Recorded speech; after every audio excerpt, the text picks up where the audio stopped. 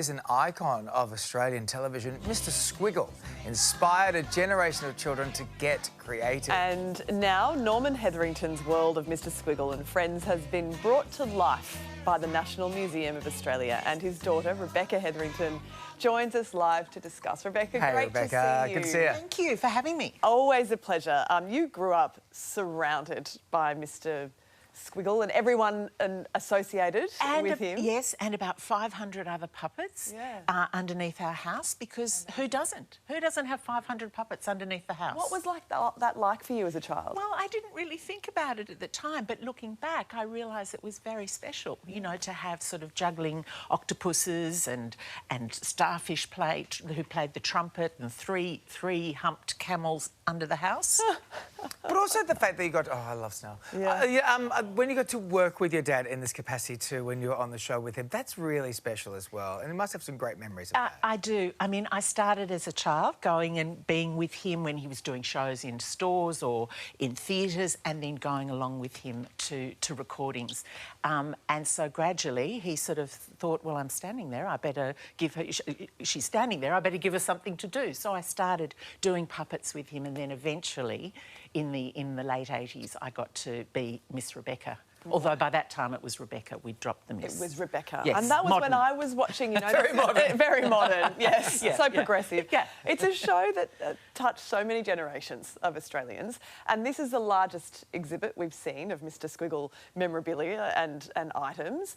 So what was the process for you in collecting all of these pieces, handing them over, and did you discover anything new in there that surprised you? I did discover a few puppets that I hadn't seen before from the early 50s, and they are in the exhibition. So the exhibition showcases about almost 100 puppets, all the Squiggle puppets, plus lots of others, and of course all his life through cartooning and his war service and his life as an artist in the war, during the war, and so I did discover things. For instance, he started actually working on that concept of drawing when he was in the army, of turning sort of a few random lines into a cartoon.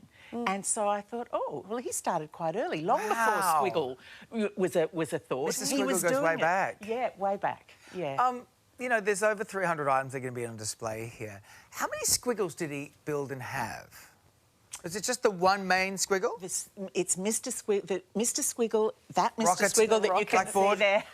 That is the original Mr Squiggle. But of course, every time he got a few sort of delicate touch-ups and, you know, a little bit of repainting, and over the years... Some work done to keep him absolutely beautiful. Good for him. Wow, Yeah. that's interesting. Yeah. I just look back on this and I think, what an amazing icon of Australian television that brought such imagination to the children of Australia for so long. Is there one memory of working with your dad that stands out to you? I think what stands out for me is the fact that he would be so amazed and surprised that people still hold it with such affection. Oh. And he was very humble, but he loved what he did, and I think that's the thing. If you love what you do, you know, you really don't work. So he loved every day that he spent, you know, helping Mr Squiggle draw Squiggles. And so they're the things that I remember, the fun banter around Squiggles, because, of course, when you were doing Squiggles, it wasn't scripted. You just went with it, and that was when we really had fun. So they're probably my special memories. It's kind of you know, it's an art that comes in and out, I guess, of popularity, and has, like, moments and bursts through. And your son's carrying the tradition, Tom, isn't he? And that's... Tom, yes. That sort of, like, intergenerational being passed down is really special. It is. Well, when they were little, you know, they could play in the studio and touch all the puppets and work puppets and do whatever they liked. So lucky. I, of course, wouldn't have when I was little. But when you say puppets, this is marionette puppets. It's a real skill. It's not like, you know, like Muppetry. It is a real skill. It is. And so he now is incorporating that into his theatre making and his acting, and he loves it. So my father would be...